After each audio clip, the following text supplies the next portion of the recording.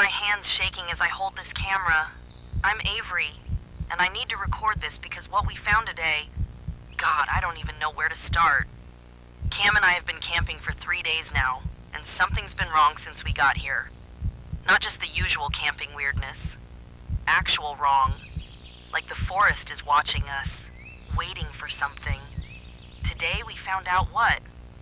We'd been hiking for maybe 2 hours when we spotted smoke rising through the trees. Not campfire smoke. Too thick, too steady.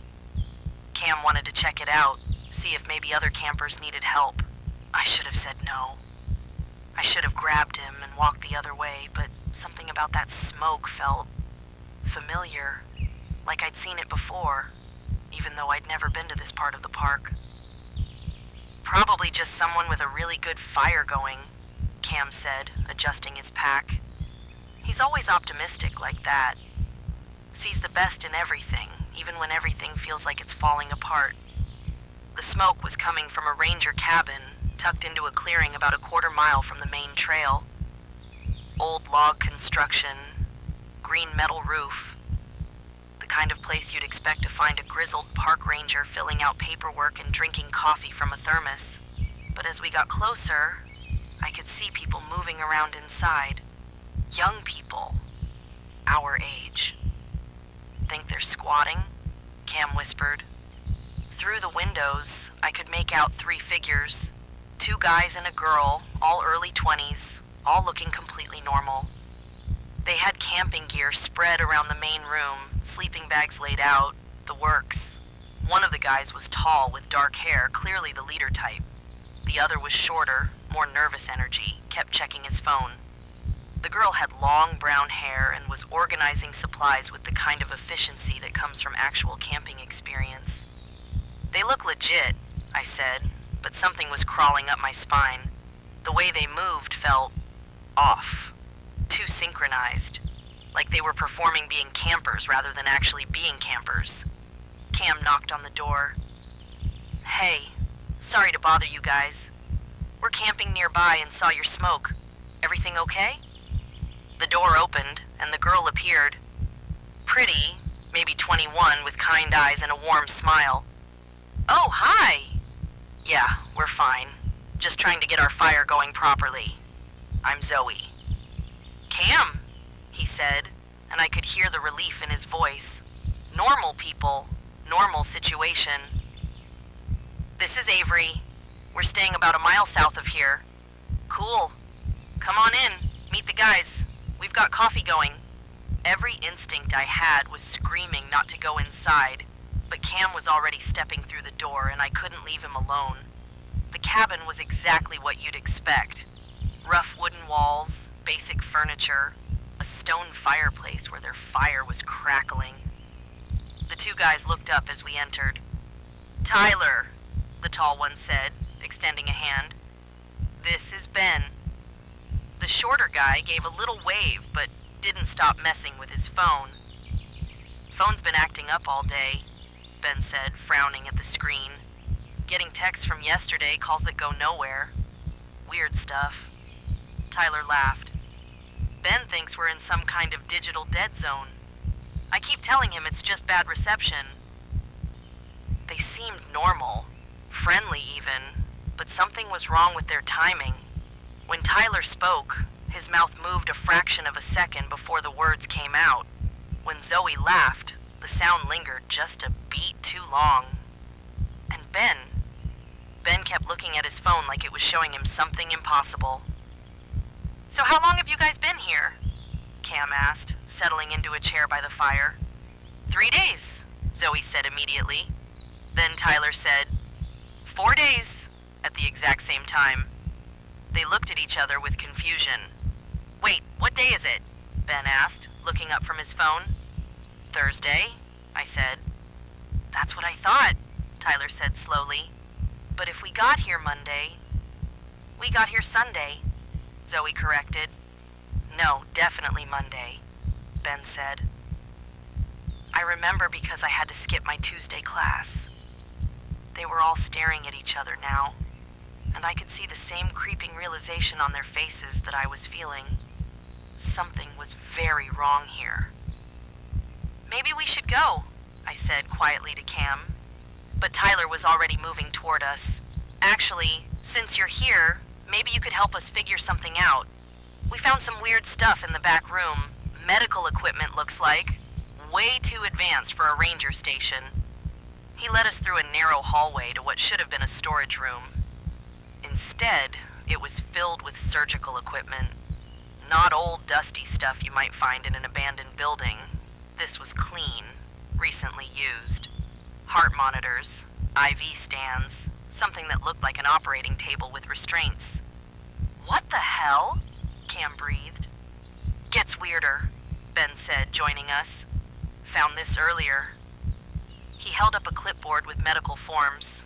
At the top, in official letterhead, it said, "Meridian Cognitive Labs, Project Eternal, Subject Intake." The name hit me like a physical blow. Meridian Cognitive Labs. I knew that name. My father had worked there years ago before he died. He'd never talked about it much, just said it was research work, consciousness studies. But seeing it here, in this place, with this equipment... Avery?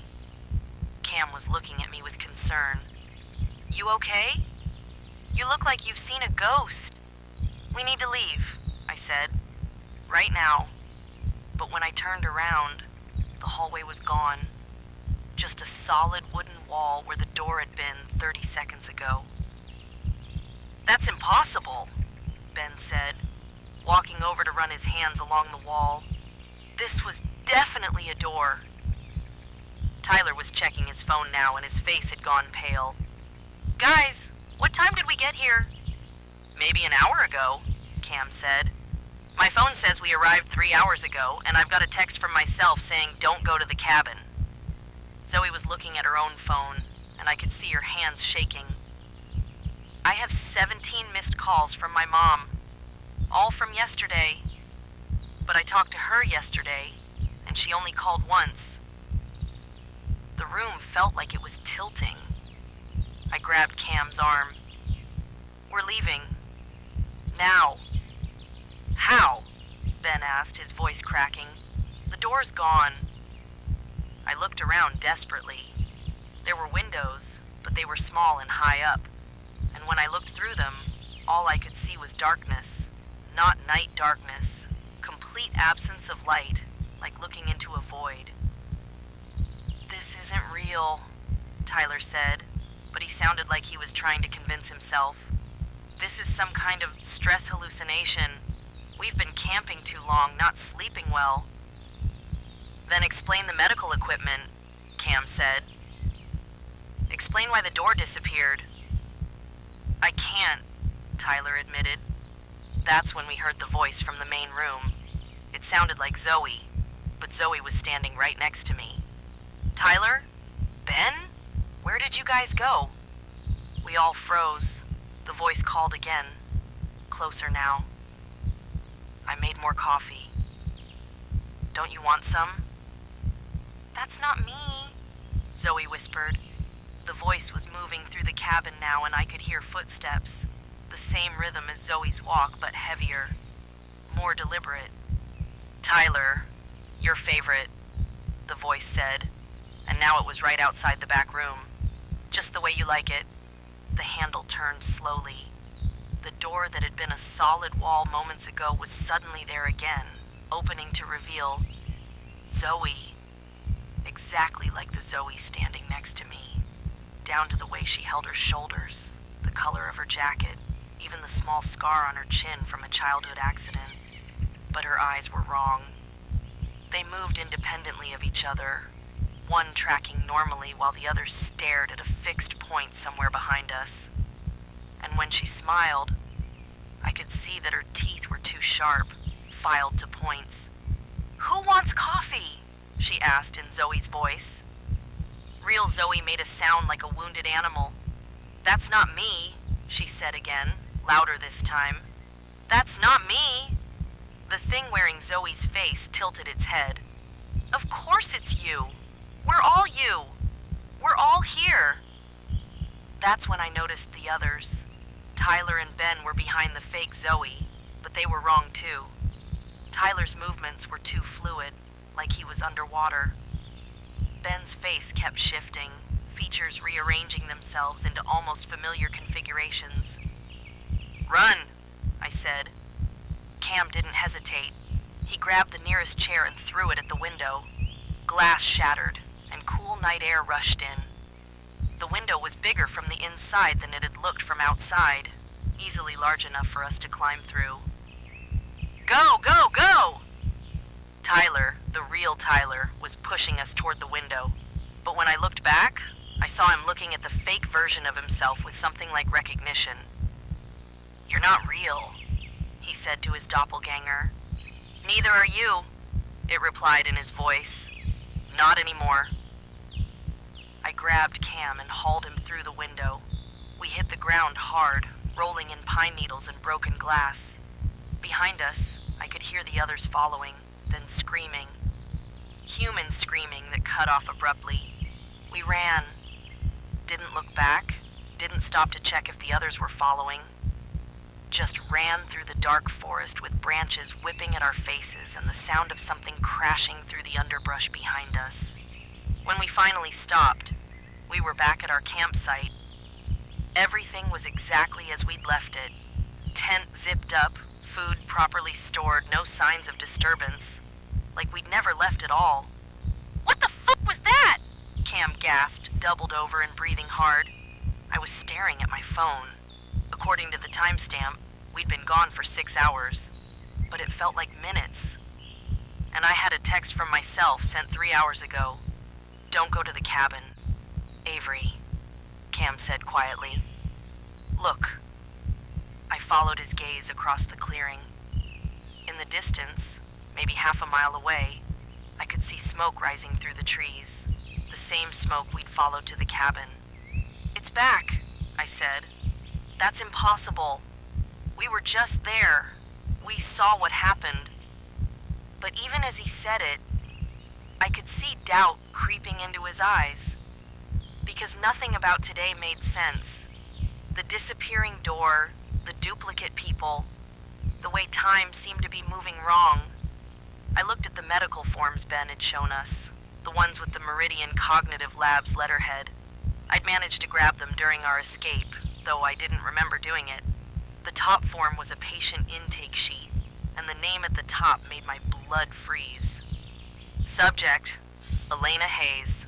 Project, Eternal. Status, transferred. Hayes. My mother's maiden name. The name my father had changed from when he started working at Meridian. The name I'd never told anyone because it was connected to things my father had never wanted me to know. "We have to go back," I said. "Are you insane? Those things..." "They're not things," I said, pieces clicking together in my mind. "They're people. Or they were. Something happened to them. Something connected to my father's work." I told him about Meridian, about the research my father had been involved in before he died. Consciousness transfer, he'd called it. The idea that human awareness could be moved from one body to another, that death could be defeated by simply relocating the mind. "But what if something went wrong?" I said. "What if instead of transferring consciousness, they just copied it, left fragments behind?" Cam was staring at me. "You think those people in the cabin were echoes," I finished. "Copies of people who died here. And the medical equipment, the forms. Someone's still conducting experiments." The smoke was getting thicker now, and I could swear I heard voices carried on the wind. Tyler's voice, calling for help. Zoe's voice, crying. Ben's voice, explaining something about digital signals and temporal distortions. "We have to help them," I said. "Help who? The real ones or the copies? Does it matter? They're still people, still conscious, still suffering." But when I looked back toward the smoke, I could see lights moving through the trees. Not flashlights, something else. Something that blinked in and out of existence, like stars that couldn't decide whether they wanted to be seen. "Avery," Cam said, and his voice was tight with fear. "Look at your phone." I looked down at the screen. New text message, sent from my own number 5 minutes ago. "The cabin isn't real, but the people inside are. They're trapped, just like you're going to be." And then, as we watched, the smoke in the distance began to fade. Like someone had put out a fire, or like the fire had never existed at all. "We're getting out of here," Cam said. "Right now." But when I looked at our campsite, I could see that our tent was glowing from inside. A soft blue light that pulsed like a heartbeat. And sitting by our cold fire pit, arranging kindling with practiced efficiency, was a figure I recognized. It was me, another me, wearing the same clothes, the same expression of determined focus I got when I was solving problems. But this version of me was humming softly, and when she looked up and saw us watching, she smiled. "Welcome back," she said in my voice. "I've been waiting for you." The last thing I remember clearly is Cam grabbing my hand and pulling me toward the tree line. Behind us, the other me was laughing, and the sound followed us into the darkness like an echo that would never fade. We ran until we couldn't run anymore, and when we finally stopped, we were back at our campsite. Everything was exactly as we'd left it, except for the smoke rising in the distance, and the knowledge that somewhere in these woods, people were trapped in a loop they couldn't break. And I'm starting to think we might be trapped too.